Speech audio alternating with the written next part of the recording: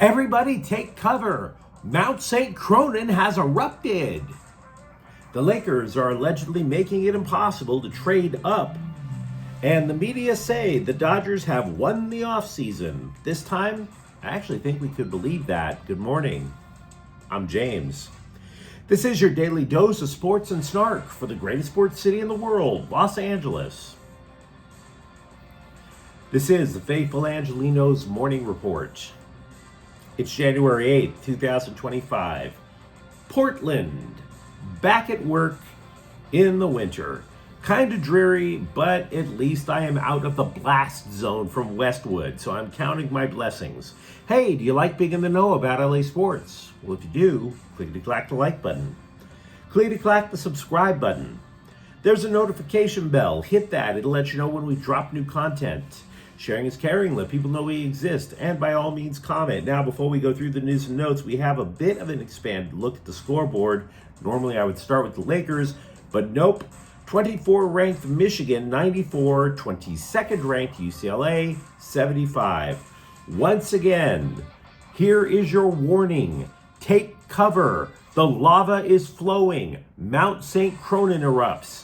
Bruin coach Mick Cronin has ripped his players, calling them, quote, too soft to play hard enough, unquote, and delusional. Too soft to play hard. Somebody asked Snoop Dogg for the phone number to Hims. Look, guys, I acknowledge it's a little bit past time to face reality. UCLA is not a top 25 team because the stats speak for themselves. They have lost 3 of their last 4. Ranked teams don't have losing streaks. Plus, the Bruins last night got their booties kicked on their own floor. Tyler Bilodeau and Sebastian Mack each scored 17 points. Look, losing happens. Sometimes it's a little bit too difficult to reassemble a team completely through the transfer portal. And you're doing your best and this, that, and the other. But there is one part of this whole thing that I simply don't think is cool. When there are problems, you do your best to handle that inside the locker room. You try to keep that from becoming public. That is a massive red flag.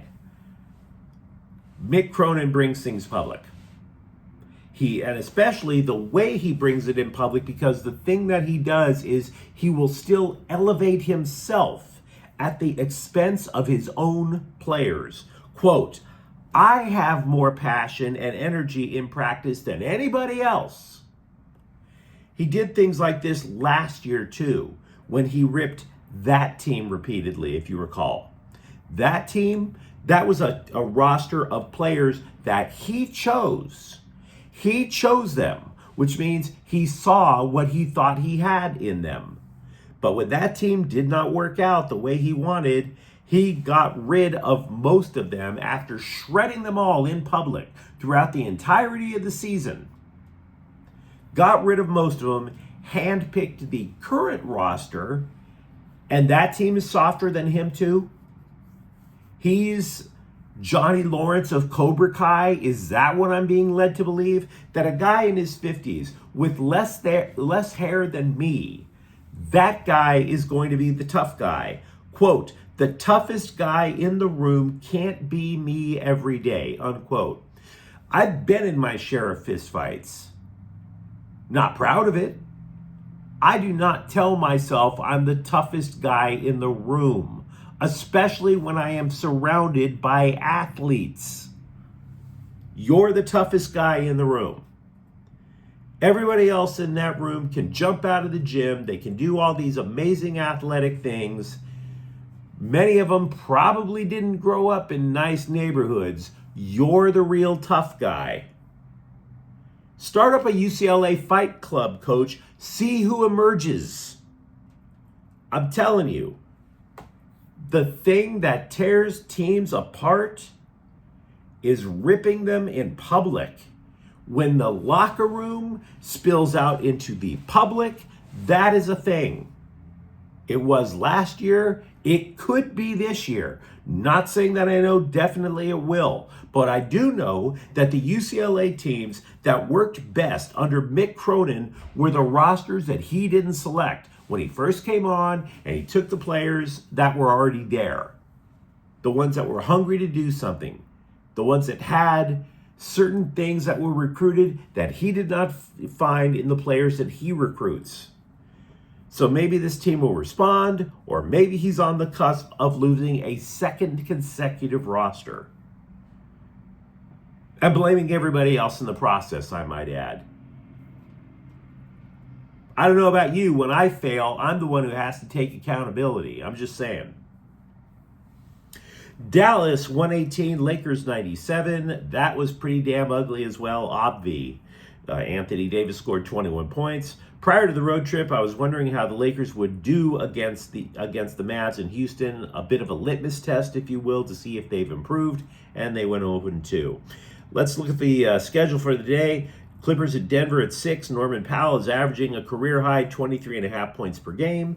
Calgary is at the Kings at 7:30. The Kings are seeking a 10th consecutive home win. And USC basketball is at Indiana at 4.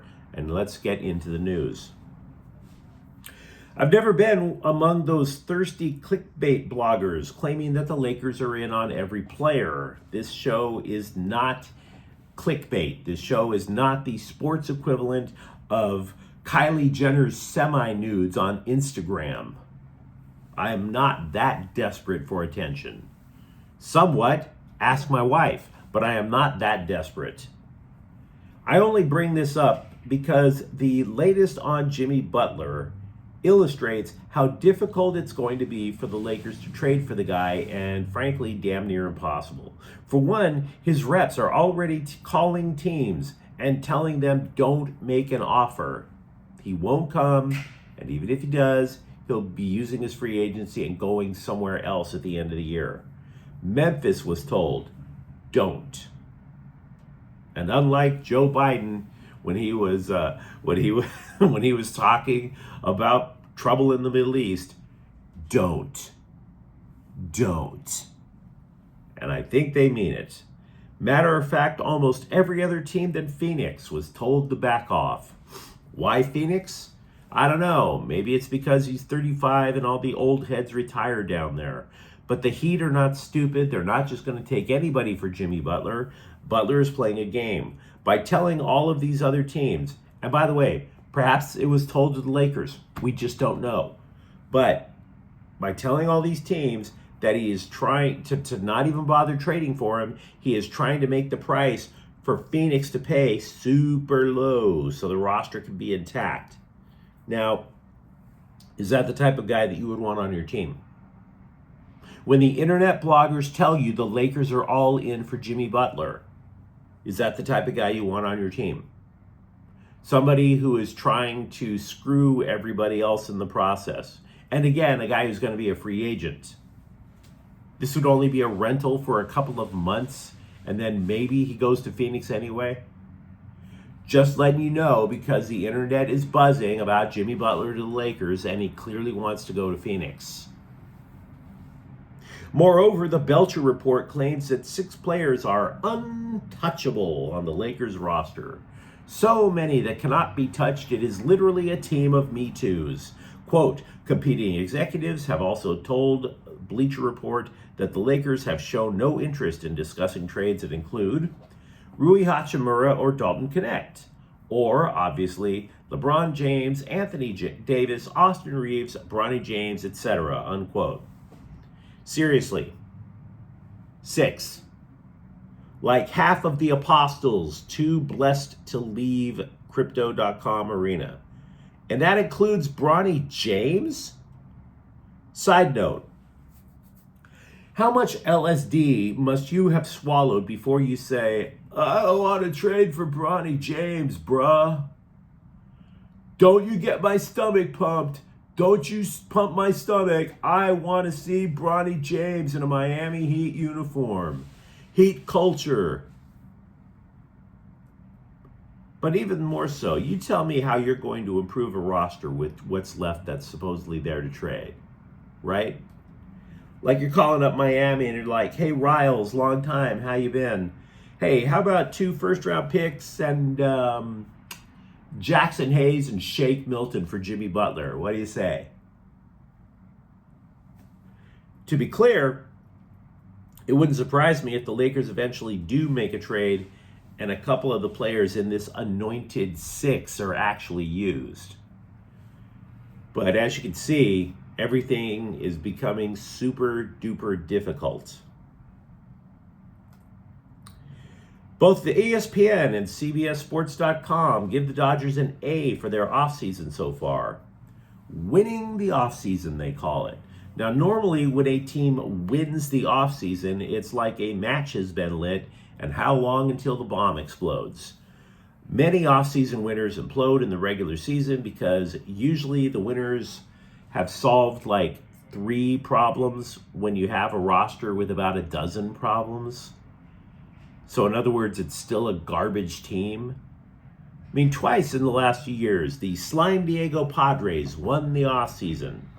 And that city still remains the poop-talkingest, have-nothingest sports town in the history of civilization. There is a reason, however, to accept the Dodgers winning the offseason as a plus. They kept the parts of their core that could have left. Teoscar Hernandez and Tommy Edman. They added an ace, Blake Snell. They adjusted their lineup with Michael Conforto and Haesung Kim.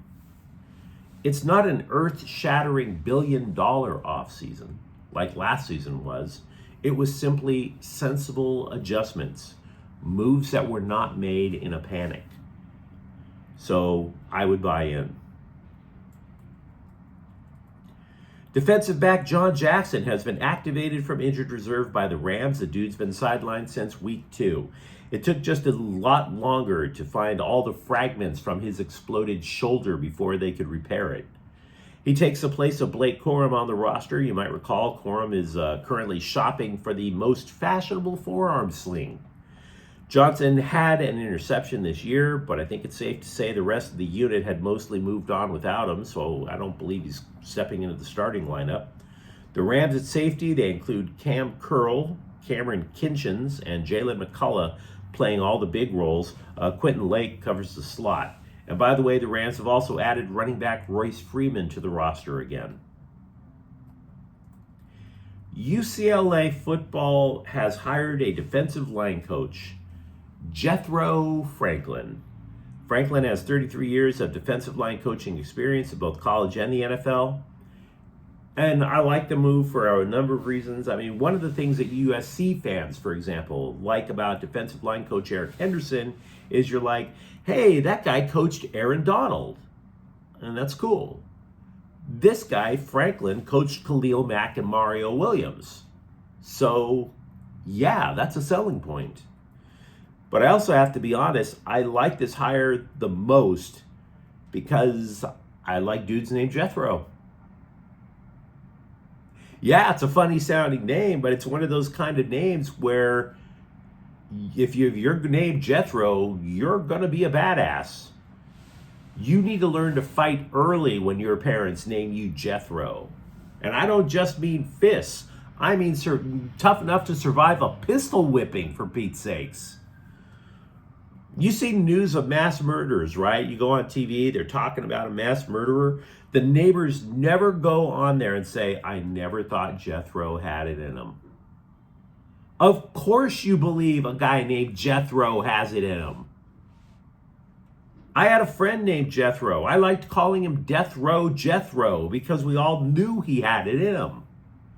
So, for my friend and for Jethros everywhere who have been mocked mercilessly over the name and had to fight their way to respect, I beseech you, UCLA, please nickname this guy Death Row Jethro. UCLA already has a guy on the coaching staff they call Coach Meat. I'd love to see that meeting. Hey, I'm Coach Meat. Hola, I'm Death Row Jethro. It fits. It fits. But you let me know what you think in the comments thread. Talk to me, for example. Are you inspired by Mick Cronin's eruption or are you troubled by it? For that matter, Lakers trade market. Seems like it's not that robust, wouldn't you say? And if you enjoyed the content, don't forget to subscribe to Faithful Angelenos. We talk LA sports every single day. Thank you for watching. I'm James. We'll be back tomorrow. Faithful Angelenos is a Cortel Queso production. Take care.